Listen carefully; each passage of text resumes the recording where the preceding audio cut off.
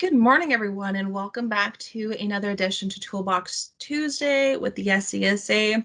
I'm your host, Tina Reynolds, Safety Advisor out of the Saskatoon office. Thank you so much for joining us. First and foremost, if you have any questions or comments, please send us an email or give us a call, and an advisor can get back to you. So today's topic is going to be on the lighter side. We are going to be talking about garage safety tips for the do-it-yourselfers. With everything going on with COVID and isolation, a lot of us have been more engaged with social media, which comes all the DIY projects, crafts, and renos. Since we all have had our fair share of being at home, why not pass the time with making some projects we've seen on Pinterest, YouTube, or even TikTok? So with that being said, my goal for you today is to gain insight on tips and tricks for working on your DIYs safely and efficiently. So when it comes to safety, it's more than just looking for hazards and fixing them. You want to be able to put a system in place that works for you no matter the place or space. We will be talking about layout, organization, and storage, as well as pre-planning and hazard recognition for your garage, so you can keep safe and carry on. Garage space and layout. There are several different types of and sizes of garages and layouts. The best thing you can do is figure out a setup that works for you. First thing you should do is ask yourself these questions to help plan everything out. Are you going to be doing a lot of projects in the garage? What are the majority projects going to be? Woodworking, refinishing, painting, mechanical, maybe some welding? Where is everything going to be stored and organized? Will there be a vehicle or vehicles parked in the garage? What is the lighting like? Are there windows to utilize for light or ventilation? Where are you located geographically? Will you be working on projects in the winter months? Is that something you want to do? Maybe you want heat. Once you figure out the answer to these questions, it will help with the next step of layout for the space. The biggest thing you want to consider is the flow. If the flow doesn't work, you will struggle, get frustrated, and possibly get hurt. Try to keep like items together in designated areas. Section the garage into zones if needed, especially if it's multifunctional for storage, building, and car parking. And just a reminder, keep both man doors free and clear from clutter for fast egress in case of emergencies, especially if your garage door is closed. Organization and storage. Well, for most homes, garages are generally the drop zone for any and everything that isn't wanted in our homes, from paint and solvents to vehicle and equipment chemicals, fuel, seasonal decor and or equipment, furniture we no longer use, or just miscellaneous items in a box. You have no idea where it came from and you have no idea where to put it. As I mentioned before, having designated areas for your items will be beneficial, especially for organizing and staying organized in your garage. Make sure if you're using containers to label them, it saves time on knowing what's in the containers. As well, it ensures any hazardous items can be put up high and out of reach from little hands. Here's a tip. If you have a shed, I recommend utilizing it for all your seasonal equipment if possible. This will help declutter your garage if needed. When it comes to any chemicals or paints, you need to make sure they are properly stored and labeled. I recommend having a chemical storage cabinet for items that cannot be stored outside in a secure area.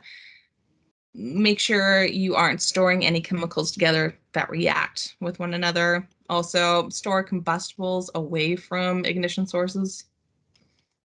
Another tip, keep it off the ground. If it can go up, put it up. Utilize the roof area for storage to help with clutter. And remember to keep those exits free and clear. Project pre-planning and hazards. Well, depending on the projects you will be doing in the garage or workspace will determine how you go about your planning. For example, if you plan on refinishing a dresser or building some wood planters for the backyard, having the right tools and workspace makes all the difference. No one likes working in a crammed or cluttered area where you're more prone to incidents, whether it's tripping on cords, stacked items, falling over, or even overloading a breaker. Making sure everything is thought out before starting will make the whole project more enjoyable and safe. Some things to consider. If you're doing any mechanical and you use rags, make sure they are disposed of properly and do not mix soiled rags that have different chemicals on them. Doing so could potentially cause a reaction, and there goes your garage up in flames. Speaking of flames, do you have a fire extinguisher? When's the last time it was checked? Does it even work? Is it rated for what you have going on in the garage? From chemical to electrical to combustibles, you need to make sure you have the right extinguishing agent. So it's never a good idea to put water on an oil fire. Never a good idea. So make sure you guys have the right fire extinguisher. What type of tools will you be using? A table saw, handsaw? Are they corded, cordless? Each tool has their own purpose and needs to be used correctly. For example, a table saw will kick back the piece you are cutting if not properly held or secured. This can cause injury and possibly property damage. If it's a smaller piece and you're lucky enough it doesn't hit you, it could go flying and hit something or someone else in the area. Also, if you are cutting large pieces of lumber or plywood, here's another tip. Four hands are safer than two. Buddy system while cutting will help ensure safety for everyone. And it's just easier. Speaking of cutting and lumber, what plans do you have for dust control? Sawdust goes everywhere, so having a game plan to control the mess will help you out in the long run. Whether you have a dust collector or just simply use a shop vac and clean regularly. If you have a compressor, please avoid trying to blow out the garage when there's large quantities of sawdust. Doing so would not only create more of a mess, but also creates more hazards, such as the inhalation and eye irritation. Also, avoid blowing off your clothes with an air compressor. Please do not do this. It will oxidize the material. So if you're anywhere near an ignition source, it won't go good for you. So don't do it. And after that, usually from woodworking comes finishing and stains for painting and whatnot. So you need to know what you will be using. Are you using aerosol cans or a spray gun? Do you have a spray tent you can use with a filter and fan? One of those ones that you can buy off Amazon. It pops up and it's a nifty little thing. You can have the garage door open for ventilation too if you can.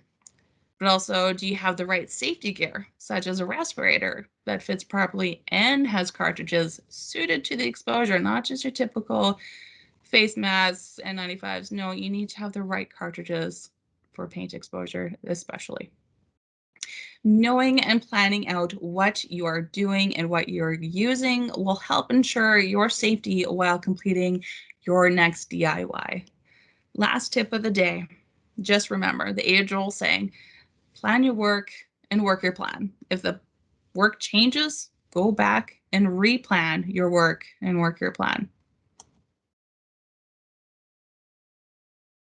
All right, so thank you for tuning in on today's Toolbox Talk. I hope you enjoyed this little tidbit of little light side of things. If you guys have any questions or concerns, again, my name's Tina. My details are over on the website, so shoot me an email, give me a call if you have questions or not. Other than that, have a good day, guys, and have fun with those DIY projects.